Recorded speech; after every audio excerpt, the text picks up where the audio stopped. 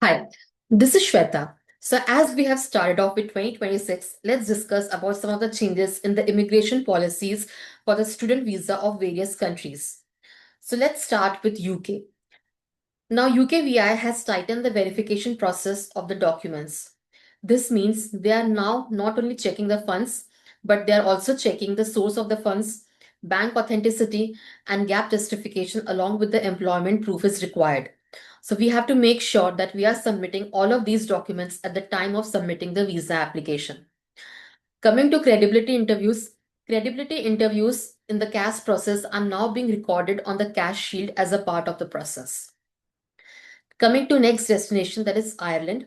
Ireland is emerging as one of the most popular study destination among the international students.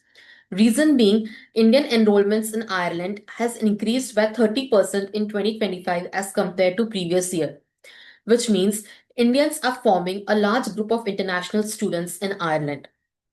Coming to Canada. Now, Canada has set a cap of 4,08,000 study permits for the next upcoming year. However, masters and PhDs at the public DLIs are exempted from this cap and they do not require PAL. But undergraduate programs and diploma programs, they do require PAL. Coming to next destination, New Zealand. New Zealand is also very popular, although the student visa application has dropped, but approval rates has improved.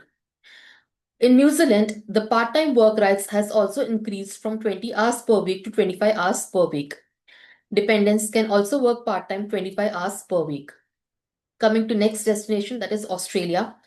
Australia again has tightened the verification process in January 2026 and introduced India in level 3, which is a high risk zone, which means higher financial requirements, stronger English proficiency required, and more focus on genuine student test. Australia will also prioritize the student visa application depending on how their education provider is performing against their allocated target. So the first priority will be given to those students whose education providers are performing below 80% of their allocated targets. So over here, the processing time would be 1 to 4 weeks. The second priority will be given to those students whose education providers are performing between 80 to 115% of their allocated targets. Over here, the processing time would be 5 to 9 weeks. And the last priority will be given to those students whose education providers are performing more than 115% of their allocated targets. Over here, the processing time would be somewhere between 10 to 12 weeks. This is how Australia will prioritize the student visa application. So these were some of the recent changes with respect to student visa application for various countries. For more such updates, stay tuned with me. Thank you.